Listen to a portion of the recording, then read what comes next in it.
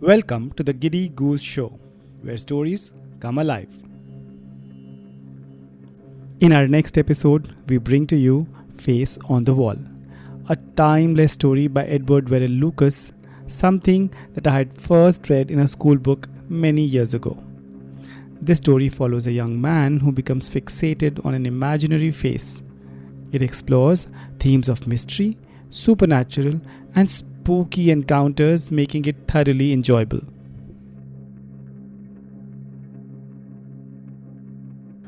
Last evening at Dabney's house, we were talking about events which cannot be explained by natural causes.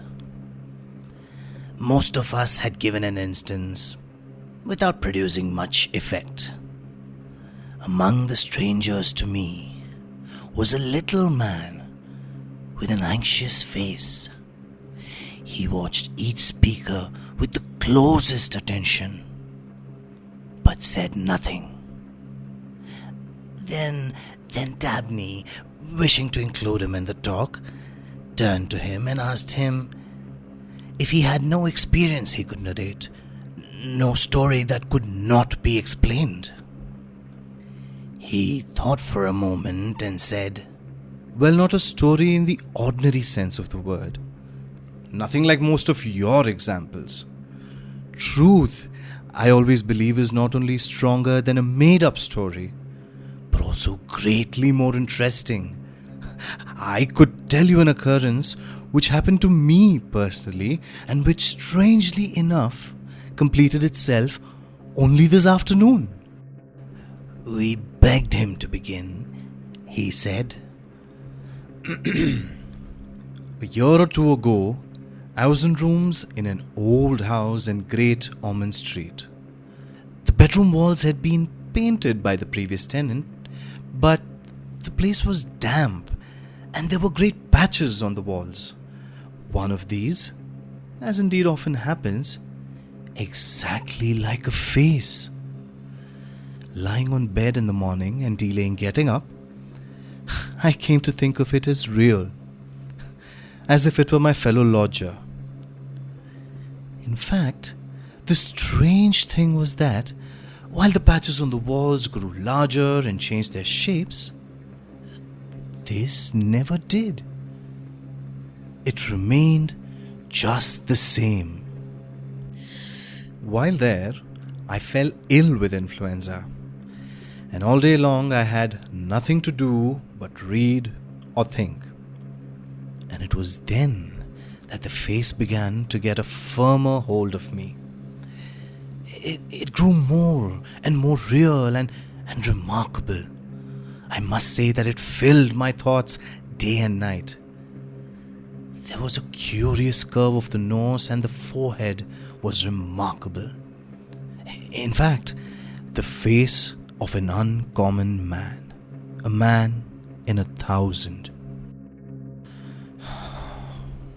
Well, I got better, but the face still controlled me. I found myself searching the streets for one like it.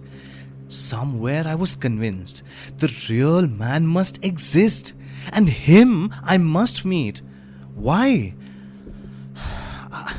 I had no idea. I only knew that he and I were linked by fate in some way. I often went to places where people gather in large numbers. Political meetings, football matches, railway stations. But all in vain.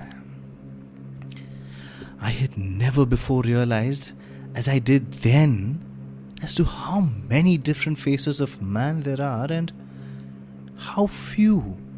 For all faces differ and yet they can be grouped into few types.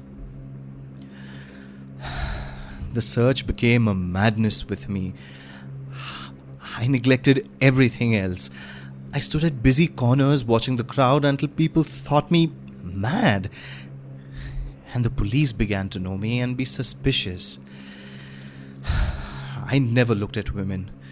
Men, all the time. He passed his hands over his brow, as if he was very tired. He continued. And then I finally saw him. He was in a taxi, driving east along Piccadilly. I turned and ran beside it for a little way, and then saw an empty one coming. "Follow that taxi," I said, and leaped in. The driver managed to keep it in sight, and it took us to Charing Cross. I rushed onto the platform and found my man with 2 ladies and a little girl. They were going to France. I stayed there while trying to get a word with him, but in vain. Other friends had joined the party, and they moved to the train in one group. I hastily purchased a ticket to Folkestone, hoping that I should catch him on that boat before it sailed. But at Folkestone, he got on the ship before me with his friends, and they disappeared into a large private cabin. Evidently, he was a rich man.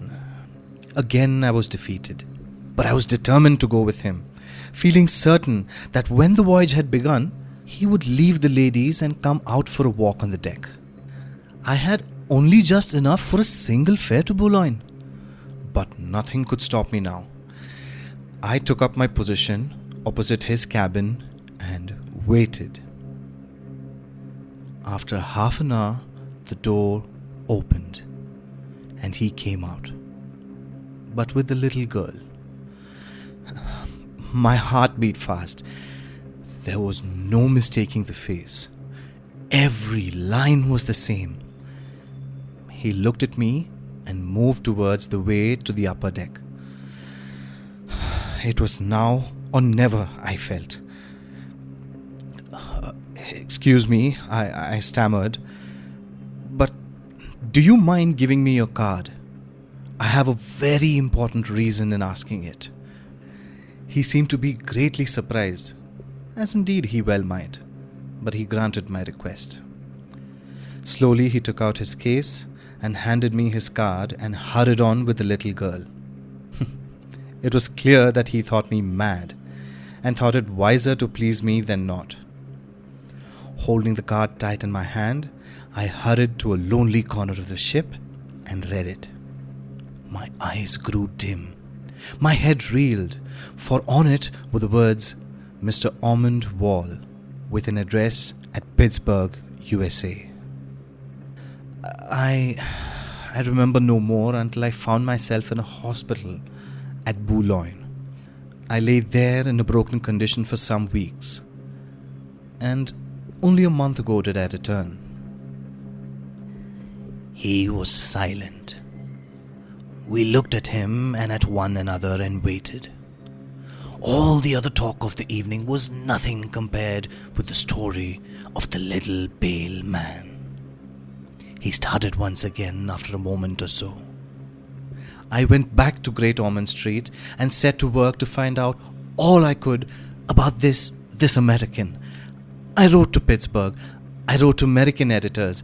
I made friends with Americans in London, but all that I could find out was that he was a millionaire with English parents who had once lived in London. But where? To that question, I received no answer. And so the time went on until yesterday morning. I had gone to bed more than usually tired and slept till late. When I woke up, the room was bright with sunlight.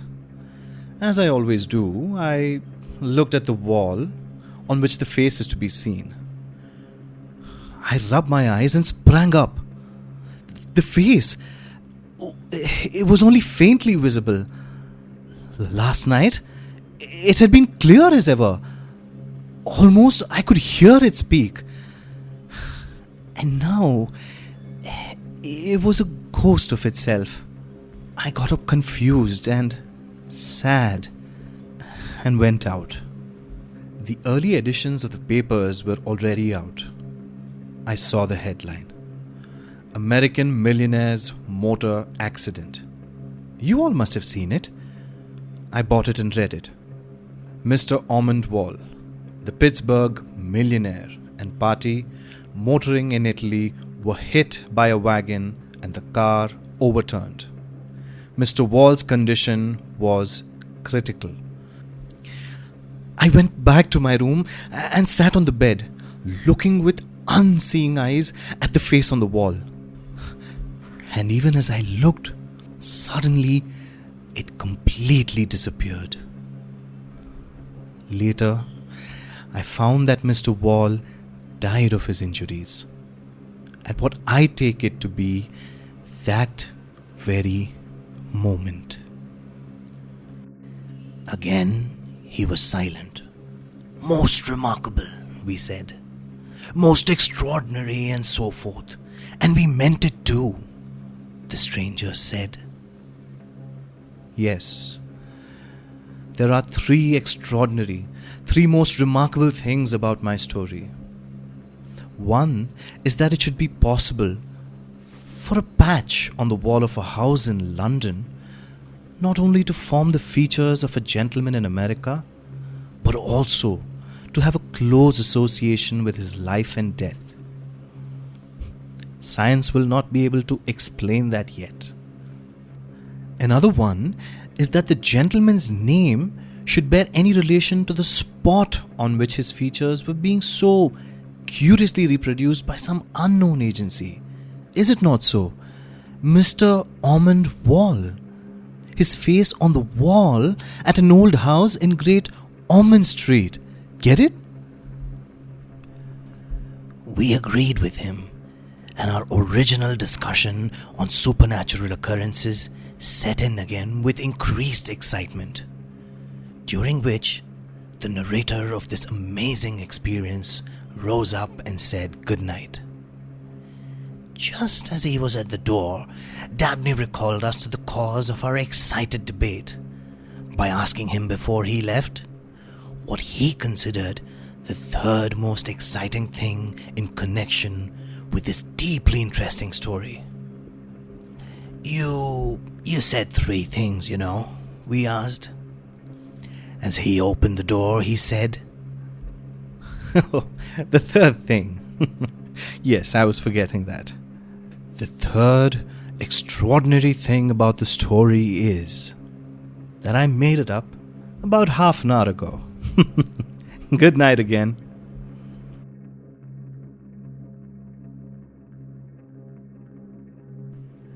Hope you liked the story. If yes, tell your friends about us and stay tuned for the next episode. Until then, stay well.